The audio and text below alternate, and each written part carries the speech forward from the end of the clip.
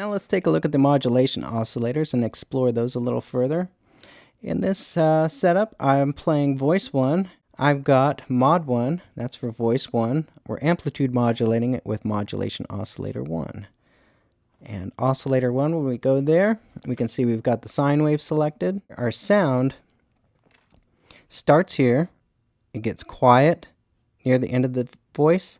And if our frequency is high enough, that sound's going to appear again. So that's a really nice way to create kind of a ducking effect, especially on kick drums. Let's find a different sample here. Something with a little more harmonic content in it. Let's go ahead and select one of the excess kicks. Okay, there we can hear there's a nice reverb tail of noise on that kick drum. So let's take a look here. We've got our frequency down here and it's playing the full sample. As we increase it, we're tightening the sample. Then it's creating that ducking effect. And as we go higher, creating a little tremolo. And we're still in the low frequency range. So as we go higher, now we're starting to frequency modulate that.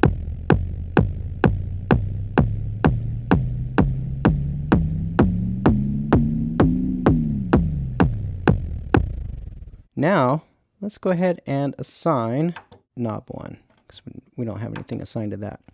So when this knob's turned all the way down, that modulation oscillator frequency is going to be exactly what it is now. Go ahead and turn your modulation amount all the way up, or your knob all the way up when you're adjusting your mod amount, and adjust this to suit the highest range that you'd like to achieve. So now we can achieve all those little effects we were noticing with just this one knob. You can tighten it, get that compressed ducking.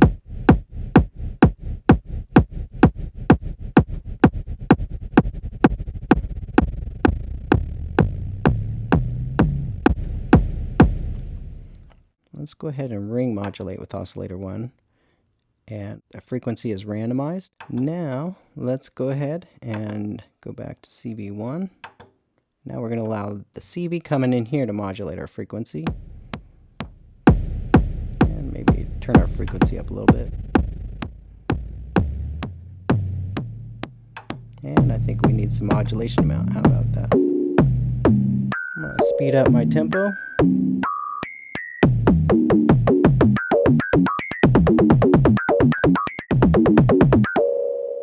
Let's go ahead and select CV1 plus knob 2. So now we can use that CV to animate it, or we can use knob 2 to offset it.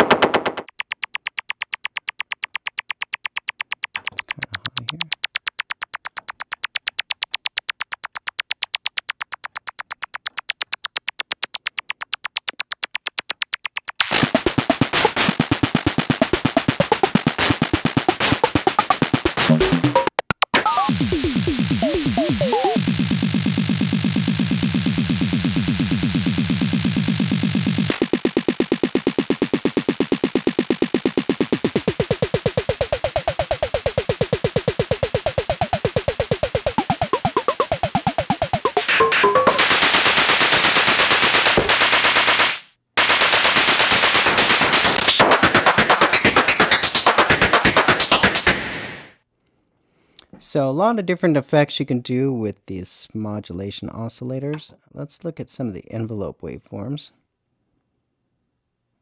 And there's a good one. Let's go ahead and set to amplitude modulation. And we're going to have to set our frequency down. Let's turn this down. Let's go ahead and select this, turn it all the way down here.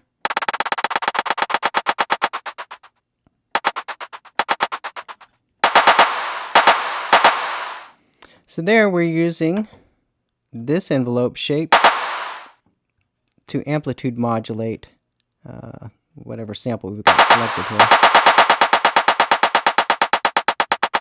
And as we turn that, our frequency's going up for the modulation oscillator. Let's take a look at the phase.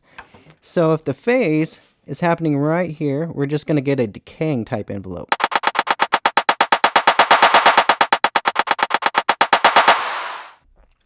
Right, now let's go back here, and I'm going to set knob 2 to be the only source to modulate our frequency, because now we have a much greater range.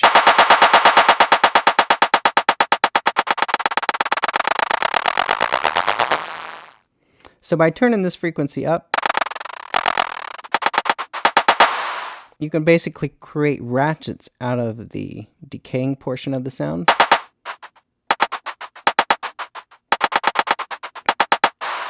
And by tuning that, you can do a lot of things, everything from create a shuffle type effect to create more sound effects, to create an adjustable envelope. All right, we're going to leave, let's go ahead and set, this is for our frequency. We're going to leave our frequency modulation amount turned all the way down. And I'm going to turn this up a little bit.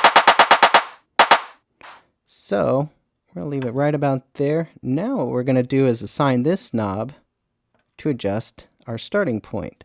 So if we know when this knob's all the way down, it's going to be there. We could say when it's turned up, that this phase starts more like that. So we're going to leave this here. And the way we're going to do that is assign knob 2 as our phase mod. And now we need to bring in some negative modulation amount. So I'm going to turn this all the way up and adjust this until I hear the right amount of attack.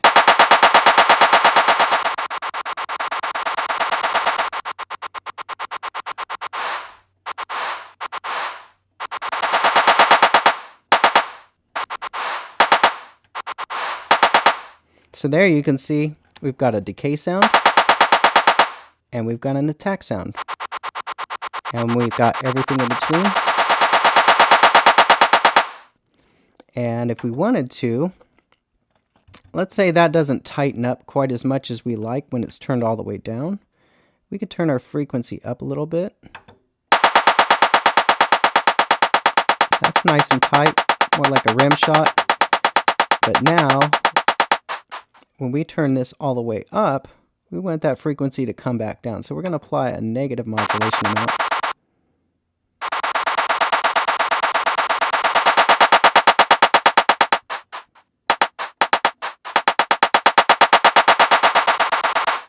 So there's a lot of unique new parameter kind of morphing features that develop when you start handling multiple parameters all assigned to this same knob. Really, you just have to play around with it. But my advice is when you're setting the initial amount and you've got a knob applied, go ahead and turn this down and set your initial amount, and then go ahead and turn the knob up and adjust the modulation amount. That way you know what the full range is you're covering, and by setting parameters you like at the stops, being the low value and the high value, you can quickly and confidently know what you're going to get at each range. And then as you move this knob between, you're kind of morphing between all the different parameter values that this knob is assigned to control.